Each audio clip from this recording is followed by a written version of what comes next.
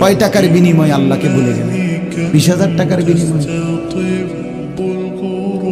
একটা দোকানে কয় হাজার টাকা বেতন, এই 30,000 40,000 টাকার বেচা কিনার বিনিময়ে আল্লাহকে ছেড়ে দিলেন। যুবক ভাই, তোমরা এই 12, 14, 20,000 টাকার একটা মোবাইলের কাছে আল্লাহকে ছেড়ে দিলা। মাত্র 20,000 টাকায় তুমি ইমানদার বিক্রি হয়ে গেলা।